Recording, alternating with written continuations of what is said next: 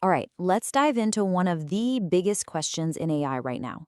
Is the tech we see everywhere just a phase? Or is it part of a much, much bigger story? A story about two different kinds of minds and a battle for survival that might not be a battle at all. And here it is, the multi-million-dollar question. Are these large language models we're all using, like ChatGPT, just a stepping stone? A temporary stop before some bigger, better AI takes over? Or are they actually here for the long haul? Well, the thing is, the answer isn't a simple yes or no. It's not really about one replacing the other, it's about evolution. We're not watching a simple competition here, we're actually watching the beginning of a really powerful new synthesis. Okay, so to really get this, we've got to meet the two main players in this story. On one side, you have the language minds. Those are the LLMs we already know. But on the other side, we have something else entirely. World minds, or as they're known, world models. So what's the real difference between them? Well, it all boils down to entropy. LLMs, they're absolute masters of information entropy. Their whole game is predicting the next word. They're basically surfing this huge ocean of human language to compress meaning. World models, though, they surf physical entropy. They're not trying to predict the next word. They're trying to predict the next state of the world itself, compressing reality into a working simulation. So what is an LLM, really? Let's think of it this way. It's an engine that's been trained on the fossil record of our thought. Every book, every article, every conversation humanity has ever put down. The thing is, it doesn't actually know the world. It just knows the shape, the geometry of how we talk about the world. And this is the perfect way to think about their big limitation. Just like those prisoners in Plato's famous allegory, LLMs only ever see the shadows on the wall. That's our language about reality. They don't see reality itself.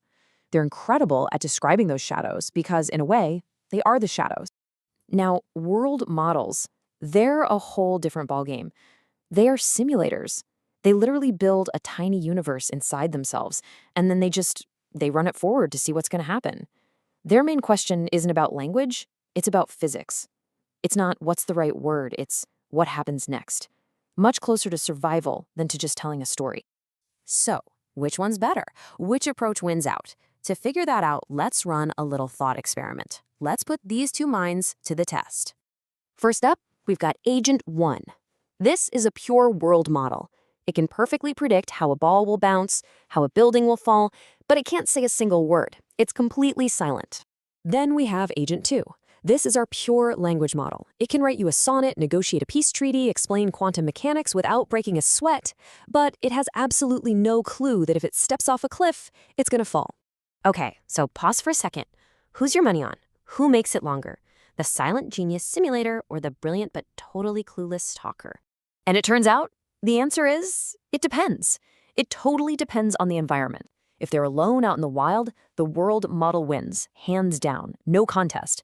It can predict danger, it can find food, but put them in a society with other agents, the language model survives. Why? Because it can coordinate, it can persuade, and it can learn from everyone else. And this leads to a really profound idea. Intelligence isn't some fixed trait you can measure like height or weight. It's an ecological relationship. It's all about how well an agent fits into its specific environment, its niche. So where does this leave us? Well, it points to something pretty much inevitable. This isn't about one model winning out over the other. It's about a new species emerging from the two. The future is a hybrid. In this hybrid future, you can see how LLMs start to find their sweet spot, their perfect role. They become the ultimate interfaces, the universal translators. They're the engines that create our stories and compile meaning, both for us and for other AIs. And on the flip side, world models find their own complementary job. They become these incredibly powerful engines for prediction and planning. They're the simulators that let us test drive the future and the control engines that take action in the real world. And when you snap these two pieces together, wow, you get something truly amazing, a feedback loop. The language side gives the simulation goals and context, it guides it, and then the results from the simulation ground the language in cold, hard physical reality. So this whole idea that they're rivals, it's the wrong way to look at it. Completely. It's like asking if you'd rather have lungs or a heart. Come on, you need both. They're just two essential functions of a single, much more complex organism. Let's bring it all home with that final entropy argument. For any system to really thrive, it has to be able to predict its environment and adapt to it. That's where world models shine. But it also has to compress information and coordinate with others. And that's the LLM's home turf. You can see right here, neither one can complete that whole cycle by itself. For the system to survive and reproduce, they absolutely have to merge. Okay, this is all super interesting, right? But what about us? Where do we humans fit into this whole grand evolutionary picture? Well, think about it like this. Which is more important? For just pure physical survival, that world model, the ability to understand reality, that's king.